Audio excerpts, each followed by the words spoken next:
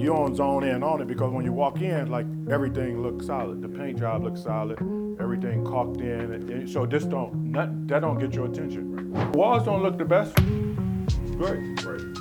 But when you do nobody gonna say why the texture ain't there or why they ain't gonna say that because everything else looks solid. We can make sure we get the response that we want. And so the response that I want is when they show it for potential tenants, everybody want it. They will, like, I paid 3 months in advance, everybody want it.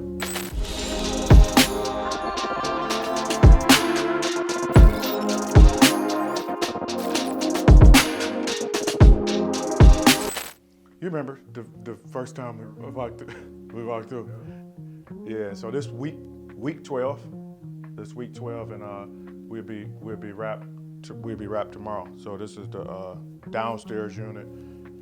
Down here, remember, it was like a bunch of drywall stuff. And remember, we was at the property yesterday. Yeah. And remember, when you look at this, right? You look at it. This don't look fresh, right? It don't look fresh, right? But it ain't. But you don't zone in on it because when you walk in, like everything looks solid. The paint job looks solid. Everything caulked in. So this that don't get your attention. Right. So, for sure. Yeah, I got you. I see what you're saying. Right. That's why you pay attention to detail because, like I said, the same thing. You want to with rehabs, we want to answer the client's questions or the buyer's questions or the tenant's questions with the rehab. So when they walk through, if a property manager walking through that's going to rent the place out, I don't want the property manager giving me a list of stuff. So I'm gonna make sure that anything that I question, I'm gonna make sure that it's fresh. So there ain't no conversation with the property manager. If it's a fix and flip, it's the same thing. I don't want a list of stuff when a potential buyer walk through and they do their home inspection report. Because in the beginning, I used to get a list of things, right? And most of those things I seen when I was doing the rehab. But I thought I could get by a little bit. But to me, I don't like having unnecessary conversations. And I don't want to feel like, okay, you about to tell me how I didn't do something right.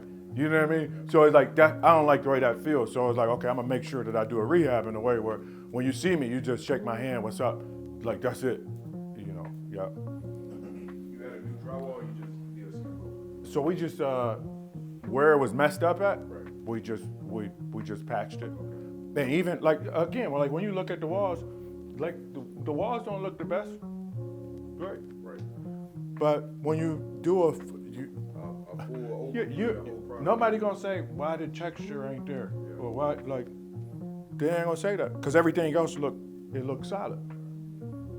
Everything else looks solid. Bedroom. Huh?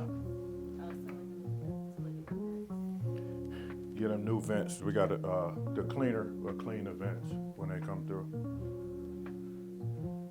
And here, this unit, I decided to put carpet down. The reason why I put carpet through the whole unit is because the floors wasn't that even in the front room. So I knew if I would have ran tile, it would have been noticeable, like the floor in the front room. So I was like, just put carpet. If I would have done vinyl, so I was like, just put carpet so we can't see it.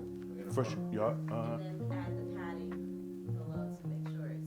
Yeah, but it still ain't even. But if it would have been an eyesore if it was the vinyl, you would easily see it. But with the carpet and with everything looking solid, nobody going. That's $1 million worth of game.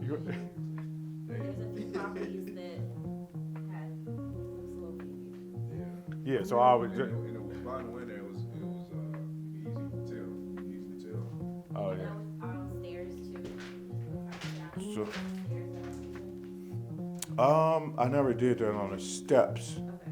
The steps, I probably do the steps. Yeah, so yeah, here is real simple. The white tile, black fixtures. The same floor that's in the kitchen.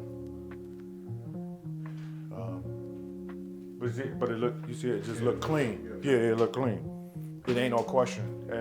And it's like we can make sure we get the response that we want. And so the response that I want is when they show it for potential tenants. Everybody want it. They will, like, I paid 3 months in advance. Everybody want it. Are you gonna rent this property out? Yes. Yeah. So hold up. I ain't sure. So the reason, so I'm not sure if I'm going to put it on the market and let them do their thing. I may put it on the market empty. Because you may have a situation where somebody want to live in one of the units, rent the other ones out, and let the tenants pay their mortgage. So that I may do that because they leave it open for more potential buyers. So it's open for investor, like an investor, can get it for the cash flow that it's going to produce, and they can place their own tenants because a lot of the investors like to place their own tenants. Or two, I leave it vacant and I may get a homeowner that's going to, yeah. And then I just found out too. What'd you say? It's a nice house, like if someone locally wants to live in it, and Right. yeah. You see how it got that look like it can go either way. Yeah. Versus like if you rehab it a certain way, that ain't on this level, it only can go one way. Yeah. But if you rehab it like this, it's like it can go anyway.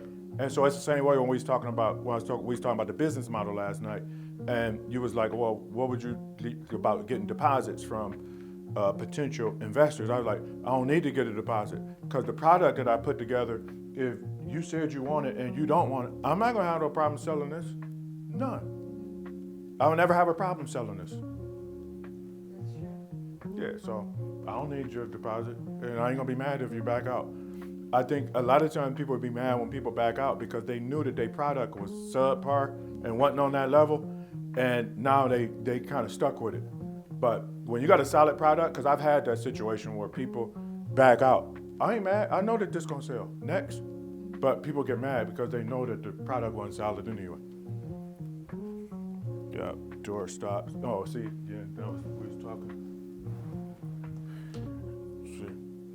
How that stand out when you just look around, you look at the hinges and the doorknob, like it looks. And the doors that was here. You just- These doors was here, yeah. And you just patched up the. Yup, see, hole. yup. See the original knob, Yeah. like it was The here. holes right here. Yup, cover that up, drill, yup.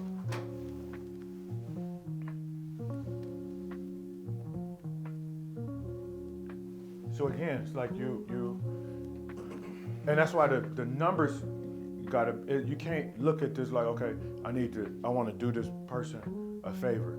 No, because if you get in that mode, you're gonna be stuck holding the bag and you're gonna be over budget and gotta go in your pocket. I'm gonna do the person a favor too, but it ain't gonna be, I'm not discounting the money. I'm gonna do you a favor by putting together a quality product that you ain't gotta worry about. That's how I'm gonna do you a favor. Like, I'm doing good business, you could trust me, and you could trust me to deliver a product that you're gonna like, the tenant's gonna like, the management company gonna like managing it. That's how I'm gonna do you a favor. I'm not doing you no favor.